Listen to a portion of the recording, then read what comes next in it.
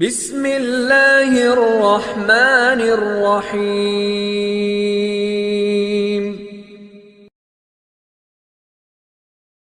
हमारे चैनल को सब्सक्राइब करें और नई अपडेट्स के लिए घंटी के बटन को जरूर दबाएं. د روژې مبارکه میاشت او د جمعې مبارکه ورځ ده. نبی علیہ الصلوۃ والسلام بارک راضی عائشہ بی بی فرمائی وی چې کله به روژه راغله نبی علیہ الصلوۃ والسلام شد مئزره خپل ملا به اتړله ثم لم یأتی فراشه بیا به د خپل بستری ته نراتله حتی ینسلخ تر کومه چې رمضان المبارک میاشت تېره شوې نه وه. د نبی علیہ الصلوۃ والسلام عادت مبارک بداو چې روژه به راغله نو عبادت ته به ځان ټیټ ونیولو، عبادت به کولو. د رمضان میاشت متعلق من یو څو خبرې تیره جمعه کړې وه چې دا ډېر بهترین میاشت ده. دې جمعه کې به د روژې باره کې خبره کوو. دې میاشت کې روژه هم ده، په دې میاشت کې تراویح دي، په تراویح کې بیا قرآن ویل دي، په دې میاشت کې اعتکاف دی، په دې میاشت کې لیلة القدر دی او بیا د اختر شپه په کې بهترین ثواب لري. دا ټول به انشاءالله بیانو. روژه دا یو اهم عبادت دی. دا په دې میاشت کې موږ دا روژې نیسو، دا یو اهم عبادت دی. نبی علیہ الصلوۃ والسلام فرمای بنی الاسلام علی خمس، د اسلام بنیاد په 5 شیزونو باندې دی. یعنی اسلام بنیادی ارکان دا 5 دي. اول دا چې ته کلمه ووایې لا اله الا الله محمد رسول الله، اسلام کې داخل شي، مسلمان بشي. اول حکم پتا باندې و اقام الصلاة چې ته به منځ ادا کړې. دویم و ایتاء الزکات، زکات به ورکې بیا. او بیا ورپسې و صوم رمضان، سلورم رکن او د ایمان نه پس دریم رکن دا روژې نیول دي په رمضان المبارک میاشت کې، دا فرضي روژې. او 5 نمبر وحج البیت من استطاع الیه سبیلا، د بیت الله شریف حج کول د چا چې وس کیږي هغه دپاره دی. دا ډېر اهم عبادت دی. د اسلام بنیادی ارکانو کې سلورم نمبر رکن دی. بل یو بل ځای کې نبی علیہ الصلوۃ والسلام فرمای، ابو هريره رضی الله تعالی عنہ روایت را نقل کړی دی. وی نبی علیہ السلام فرمای من افطر یوما من رمضان، چا چې د رمضان یو روژه وخوړله، یو روژه من غیر رخصت ولا مرض، اس عذر ورته نو، مسافرم نو او داسې بیماری که هغه روژه ونیسي مړ کیږي، بدن ته تکلیف رسي، داسې بیماری هم نه وي او دا روژه اخري، لم يقضه صوم الدهر كله وان صام، ټول عمر چې دا سړی روژې ونیسي د یو روژې کفاره نشي ادا کولی. څومره بهترین روژه ده او څومره اهمیت والا ده، څومره په شریعت کې یو اهم ځای لري چې یو روژه دې وخوړه ټول عمر روژې ونیسه د یو روژې کفارات ته نشي ادا کولی.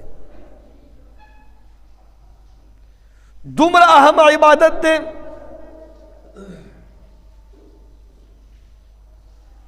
نبی علیہ الصلوۃ والسلام فرمای الصیام جنۃ، دا روزه یو ډال دی. عزیزانو څنګه چې د ډال د وجنه انسان ځان په جنگ کې ساتي، د دشمن نه ځان ساتي، همدغه رنګې دا روژه هم یو ډال ده. کم سړی چې روژه نیسي دا به د شیطان نه بچ وي، د شیطان د هر خبرې نه، د هر وسوسې نه به الله بچ ساتي. اللہ پا قرآن کی فرمائی یا ایوہ الذین آمنوا کتب علیکم الصیام کما کتب علی الذین من قبلکم. اے مومنانو، یا ایوہ الذین آمنوا، اے مومنانو، دا برائے راس اللہ پاک دخپل بندہ سر خبری کے برائے راس دا دی امت دا پارے یو عظیم شرافت لری چی اللہ خپلو بندگانو توی اے مومنانو لکا سنگا چی پلار خپل بچو را جمع کی اے بچو، سنگا یو بادشاہ خپل رعایا خپل ماتح خلق را جمع کی چی اے زما دا کلی خلقو دغرنگی اللہ فرمائی یا ایوہ الذین آمنو،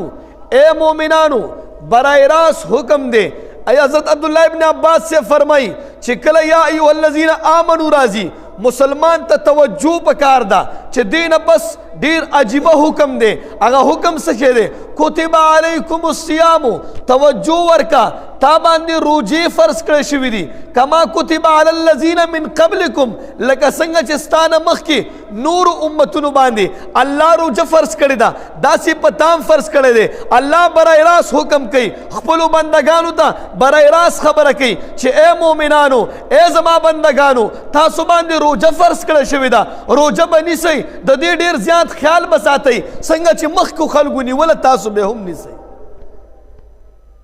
دا یہودیان چی دی یہودیان دوی تا یوزل اللہ براہ راست حکم کرو، یوزل ارتدش حکم کرو یا ایوہ الذین آمنو. آغوی بیا سویل دمرا تکبوری ہوکو چی ومنگ دا اللہ بچیو نحن ابناء اللہ و احباؤ. یوزل ویلو منگ تا اللہ پا قرآن کی اتیا پیری ویل یا ایوہ الذین آمنو. خوشحالا شی سمرت بہترین خبر اتیا پیری اللہ فرمائی یا ایوہ الذین آمنو براہ راست مخاطب کی او یہودیانو تے یو پیرویلو کافران شو دمرا خوشحالا شو چاہوئی کفر تلالل چا منگ دا اللہ بچی ہوئی ذکر منگ تا اللہ دسی حکم کرے دا بندگان دا امت پا اللہ دمرا گران دے اتیا پیری دی تو یا ایوہ الذین آمنو یا ایوہ الذین آمنو یا ایوہ الذین آمنو. اہم عبادت کتب علیکم الصیام، روجہ سے تویلے کی علماء روجہ مطلق امساک زان منی کول دا خوراک سکاک وغیرہ دی تویلے کی او پا اصطلاح کی دا سبان والا ترنور پری و تو پوری دا خوراک سکاک دا جماع دی شزر نزان ساتل دا روجہ دا نوح علیہ السلام دا زمانی نا پس طولو باندی روجہ خپل طریقی سر فرض کرے شوی ہوا، خپل طریقہ ہوا دا کیفیت نو سنگا چی مخ کی کیفیتو نو روجہ یو دا اہم عبادت دے. نبی علیہ السلام حدیث مبارک دے الصوم لی وانا اجزی بھی، روجہ دا زما دا پارا دا او دا روجی بدلہ بہم زورکم. عزیزانو سوچو کئی دے خبرتا منز دا ہم دا اللہ دے، حج دا ہم دا اللہ دے، زکاة ورکول دا ہم دا اللہ عبادت دے. اللہ دلتا وی الصوم لی روجہ زما دا پارا دا وانا اجزی بھی او دبا دی بدلا ورکوما. مطلب دا دے چی مسکے یو خاص صورت دے یو سڑے سجدہ کئی رکوع کئی قیام کئی جلسہ کئی یو خاص صورت دے مزدیتا ویلے کی گی، حج ویلے کی گی یو خاص ظاہری شکل لے سڑے بزی طواف بکئی سعی بکئی. زکاة یو خاص عبادت دے یو ظاہری صورت دے چی پیسی باور کے در روجی ظاہری صورت نشتا کہ یو سڑے روجہ وی خلقو توی زر روجہ ما او باتروم تلاشی ابوس کی سوک بے خبری گی چالے ظاہری پتہ نہ لگی چھ روجہ داو کندہ معلومی گی دا چھ روجہ دا اللہ پاک سر یو راز دے زکا چھ دا اللہ نا علاوہ پدی بانے سو خبری دے نشی کدا روجہ اخری دا اللہ نا علاوہ سو خبری دے نشی. زکا اللہ فرمائی الصوم لی روجہ زمان پارا دا وانا اجزی بھی دا دی بدلہ بزور کوما دا دی بدلہ اللہ پاک دا فرشتون ہم پٹا ساتھ لیدا دا فرشتون ہم دا دی بدلہ پٹا دا ولی دا راز دے میاں عاشق و معشوق رمزیس کرامن کاتبین را ہم خبر نیس. وی دا عاشق و دا معشوق ترمین زدا سی رازو نہیں چھے کرامن کاتبین ہم دا خبر نہیں. دا روجہ یو راز دے دا ہر یو عبادت خپل یو صورت تے موس خپل صورت لري، حج خپل صورت لري، زکات خپل صورت لري. معلومیږي چې دا موس کوي، معلومیږي چې دا زکات ورکوي، معلومیږي چې دا حج کوي، او دا روزه نه معلومیږي، روزه نه معلومیږي. نو چې کله یو سړی د الله دپاره دومره قرباني کوي چې دا د الله سره راز او نیاز ساتي، نو الله وایي لایق دا دی چې دله به داسې بدله ورکوم چې فرشتې به هم نه خبروم. یو بل روایت کې راځي الصوم لی، روزه زما دپاره ده، وانا اجزا به، د روزې په بدله کې به انسان ته زه ملاویږم، زما دیدار به ورته ملاویږي. څومره بهترین عبادت دی. شوق سره ونیسو، د دې روزې خیال وساتو. روزه صرف دې ته نه ویله کېږي چې موږ او تاسو روټۍ ونه خورو، خوراک سکاک د کوروالي نه ځان وساتو. د روزې خپل یو لوی تعبیر دی. روزه کې به ځان د هر قسمه ګناه نه ساتي، د غیبت نه به ځان ساتي. نبی علیہ الصلوۃ والسلام فرمایي ډېر روزهداري به داسي چې ټوله ورځ به خوراک سکاک نه کړي، ټوله ورځ به جما نه کړي، کورواله به نه کړي، بغیر د خوراک سکاک نه کولو د وجه نه ته یو شی هم نه ملاویږي. صرف بس دا خوراک او سکاک چې پرېغوستو بس دا د باقي ته به یو ثواب هم نه ملاویږي. ډېر شپه رڼا کوونکي به داسې ټوله شپه به په عبادت ولاړي، بغیر د ولاړ نه به ته هېڅ هم نه ملاویږي. وجه څه ده چې یو سړی به ټوله ورځ روزه نیسي. نبي علیه الصلاة والسلام فرمایي بغیر د خوراک سکاک نه کولو نه به ته هېڅ هم نه ملاویږي. وجه دا ده چې تا به غیبت کړي، تا به د خپل روزه په حرامو باندې مات کړي، تا به بل داسې ګناه کړي. د هغې د وجې نه نبي علیه الصلاة والسلام فرمایي چې ستا روزه قبوله نه ده، صرف خوراک سکاک دې بند کړی دی، الله یې درته دا مبارک کي، هېڅ ثواب درته نشته. خیال به ساتو. روزه به ډېر په اودس کې، خلک وایي که نه په اودس کې ګرځه، روزه به ډېر په اودس کې تېرو. دا ډېر لوی عبادت دی، الله مطالبه هم ډېر لوی کوي د انسان نه. ابو هريره رضی الله تعالی عنه راوي دی، فرمای اوتیت امتی 5 خصال. وی نبی علیہ الصلوۃ والسلام فرمای چې زما امت ته 5 انعامات په روزه کې ورکړل شوي دي چې هغه الله پاک یو امتی ته، یو امت ته هم نه دی ورکړی. 5 انعامات الله دې امت ته ورکړي دي. یو انعام دا دی د معدې د خالی کېدلو د وجې نه زما د امت، نبی علیہ السلام فرمایي د معدې د خالی کېدلو د وجې نه چې کوم بدبویي راځي دا الله ته د مشک نه هم بهتره ده. د معدې د وجې نه د خولې نه ګوره مسواک کوئ د روژه ماتي ټیم کې، او دې نه علاوه هم مسواک کوئ. دا مسله ده که یو سړی مسواک کوي، د مسواک هغه کم دانه چې د هغه کم یو ډکې چې هغه هم لاړو خولې ته روژه نه ماتېږي. مسواک کوئ، دا د معدې بدبویي یادوي. او که تا نسوار اچولي مسواک دې نه کړي، دا الله پاک ته د جهنم د اور نه هم ډېر زیات بدتره ده. وایي دا د معدې هغه د روژې د وجه نه د معدې کومه بدبویي ده. نمبر 1. نمبر 2 کوم سړی چې روژه نیسي د دپاره فرشتې د مغفرت دعاګانې کوي. نمبر 3 هره ورځ دې بنده ته الله پاک جنت ښایسته کوي، او الله جنت ته فرمایي چې ای جنته تا ته زر ده چې زما داسې بندگان راشي چې دنیا کې ډېر مشقتې تېرې کړلې او ډېر لوږې زما دپاره تېرې کړلې، ډېر تندې تېرې کړلې، زما دپاره خپل بیبي په شانتې رشته پرېښودله، او ډېر زر ده چې هغه به تا ته راشي. هره ورځ دې مؤمن بنده دپاره جنت الله ښایسته کوي. دا 3 انعامات شو چې الله دې امت ته ورکړي، بل امت ته نه ورکوي. 4 نمبر سرکش شیاطین، دا شیطانان الله پاک دا تړلی دي. او 5 نمبر کم سړی چې روژه نیسي الله به په آخره شپه باندې د دې مغفرت کوي. وایي صحابه د نبي علیه الصلاة والسلام سره ناستو چې یا رسول الله دا کم سړی چې روژه نیسي د دې مغفرت به کېږي، دا لیلة القدر شپه ده. نبي علیه الصلاة والسلام فرمایي چې نه، لیلة القدر ځان له ځای ساتي. قانون دا دی، اصول دا ده چې کله مزدور د خپله مزدوري وکړي دته به پوره بدله ملاویږي. دې مزدور ټوله میاشت روژه ونیوله، زما دپاره خوراک پرېښوسته، سکاک یې پرېښوسته، خپل بیبي پرېښوسته، زه به د ده مغفرت کوم، ټول ګناهونه به معاف کوم. څومره عجیبه شی دی الله په موږ فرض کړی دی په آخره شپه به زموږ ټول ګناهونه الله پاک معاف کوي او بیا یو حدیث کې راځي نبی علیہ الصلوۃ والسلام فرمایي چې کوم سړی په یو روزدار باندې روژه ماته کي یو کس روژه نیولې ده او تا ورته سره وړه روژه یې پرې ماته کړه 3 انعامات دې سړي دپاره نبی علیہ الصلوۃ والسلام بیانوي یو د ده ګناهونه به الله معاف کوي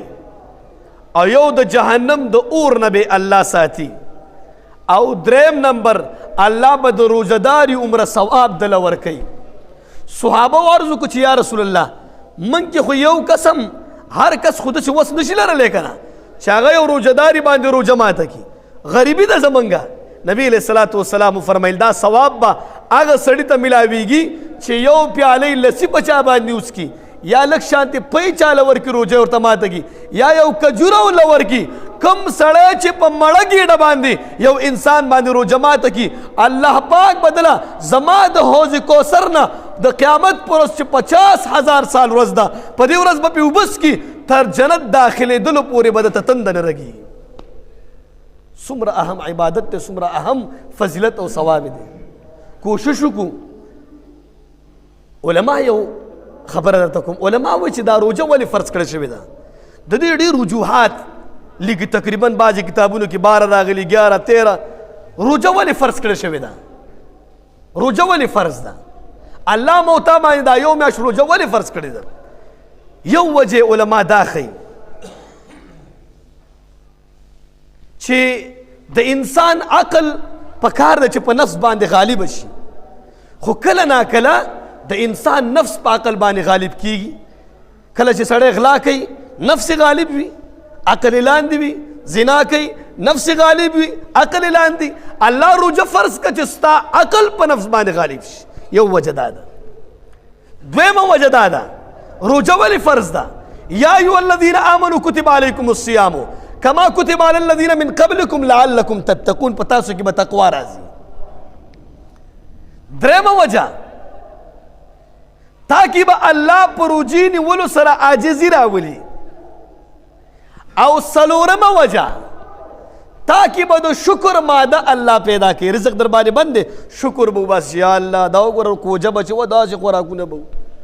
دا به شکر به وباسي چې الحمدلله په دې ټولو نعمتونو باندې به د الله شکر وباسي او 5 نمبر د فرشتو صفت به الله پاک پتا کې پیدا کوي ولې فرشتي هم خوراک سکاک نه کوي هغه صفت به الله پتا کې پیدا کوي او 6 نمبر د خلکو همدردي به پتا کې پیدا کیږي تاسو ته ما حدیث دی مخکې ویل چې یو روزدار باندې روژه ماته کړله هغه به ګناهونه معاف کیږي د جهنم د اور نه به الله ساتي د دې روژهداري عمره ثواب به ورکوي نو هغه 8 نمبر وجه درته ښیم هغه دا ده چې د خلکو همدردي به تا کې پیدا کیږي ته چې په مړه ګېډه باندې روټۍ خورې تا سره د غریب فکر به وي نه به وي ته چې په مړه ګېډه باندې سکل کې د غریب فکر به در سره نه وي چې کله تا باندې روژه راغله الله تا باندې روژه راوسته تا چې لوږه وکته تا چې تنده وکتله تا سره به د غریب فکر پیدا کیږي ډېره مخکې خو ته لوږه تا نه وه کتلې که نه په دې روژه کې در باندې الله راوسته چې تا ته پته ولګي نو دې کې انسان سره د غریب سره د همدردۍ فکر پیدا کیږي د روژې سره ځکه الله روژه فرض کړې ده نو دې دپاره کوشش وکړو روژې پوره خیال وساتو داسې عبادات پکې وکړو چې الله زموږ او ستاسو نه راضي شي الله دا روژه په موږ او تاسو باندې د بخښنې یو میدان یې کولو کړی دی الله صرف باندې ګوري چې د انسان ماته څنګه طریقې سره راشي دې دپاره موږ او تاسو ځان په الله باندې وبخو داسې عبادت وکړو مظاهر حق یو کتاب دی وی د روژهداري ګوره څومره عجیبه حدیث پکې نقل کوي وی د روژهداري خوب هم الله پاک ته په عبادت باندې قبول دی دومره احسان تا سره کوي روژهدار چې چپ وي دته به د تسبیحات عمره ثواب ملاویږي اوس ګوره دا بانې دي خو زما او ستا بدبختي دا ده چې ما ورته وایو ته کوه بانې او په خدای که زه درشمه والله که خو زه عبادت وکړمه الله مو تا ته لاره هم وارئ چې راشه زما بنده ما طرف ته رجوع که زه ستا بخښنه کومه ما پیدا کړی جهنم جنت هم زما په لاس کې دی ته عبادت وکړه چې تا جنت ته بوځم جهنم نه پناه درکړم دې لپاره کوشش وکړو یو 2-3 مسلې درته ښیم انشاءالله را روان جمیله به بیا د تراویح باره کې خبرې کوو او بیا به انشاءالله څومره اعتکاف شو لیلة القدر شو الله دې په دې روجي په دې مسایلو باندې موږ ته د عمل کولو توفیق را نصیب کړي یو خبره یاد ساتي ځان سره ستنه لګول شو بعضې خلک ستنې لګوي بیماران وي په ستنې باندې موږ بار بار دا مسلې بیانو خو بعضې ملګری داسې اصل کې دا په کال کې یو ځل وي که نه نو سړي د ذهن نه هغه مسلې بعضې ټایم کې ستنې لګولو سره روژه نه ماتېږي دا ډراپ لګولو سره هم روژه نه ماتېږي که یو سړی بیماري سخته ډراپ یې ولګو ډراپ لګولو سره روژه نه ماتېږي یو بله مسله درته ښیم که یو سړی وینه ورکوي یو سخت بیمار پروت دی وینه ورکوي وینې ورکولو سره روژه نه ماتېږي علماو یو خبره لیکلې ده که ستا د بدن طاقت کمیږي او ستا روجې کې مسله پیدا کیږي لکه څنګه به چې موږ یو تېرو جمعه ویلو یو 2 جمعې مخکې چې د شعبان د 15مې نه اخوا نبي علیه السلام د روجې نه منع کړې ده ولې چې ستا بدن کمزوری شي دا خو نفلي روجې دي ته بیا فرضي روجې نشي نیولی نو ستا د بدن د کمزورتیا دپاره نبي علیه السلام ویل دا روجې منیسه خیر دی نو دغه رنګې که ستا بدن کمزوری کیږي او ستا خپله روجه فرضي روجه پاتې کیږي نو بیا به وینه نه ورکې دا مکروه ده ګینې که چېرته ته خپل طاقت باندې برابر وي نو بلکل وینه ورکولی شي روجه نه ماتېږي غاښ ویستلو سره که یو سړي ته ډېر زیات تکلیف وي غاښ وباسي دې سره روجه نه ماتېږي زنانه لپسټک لګوي دا سرخي دې نه ځان وساتو روجه نه ماتېږي خو د بعضې لپسټک دا بوی ډېر زیات وي یو قسمه خوند پکې وي دې نه ځان وساتو ګینې روجه ورسره دې سره هم نه ماتېږي پوزه کې دوی اچولو نه ځان وساتئ دې سره روجه فاسد کېږي همدغه رنګې غوږ کې دوی اچولو نه هم ځان وساتئ دې سره هم روجه فاسد کېږي اوبه چې پکې لاړ شي خیر دی خو د دوایي نه به ځان ساتئ نور دې نه علاوه سترګه کې څه واچې او روجه ورسره نه ماتېږي دا د سر تیر شو وغیره که څه شی وي دې سره روجه نه ماتېږي نو دا یو څو مسلې مې درته بیانې کړې انشاءالله دې کې ډېر مسایل نور هم د خو هره جمعه به کوشش کوو چې لږ لږ پکې بیانو چې ستاسو ذهن ته مسله راشي الله دې د عمل کولو توفیق را نصیب کړي وما علینا الا البلاغ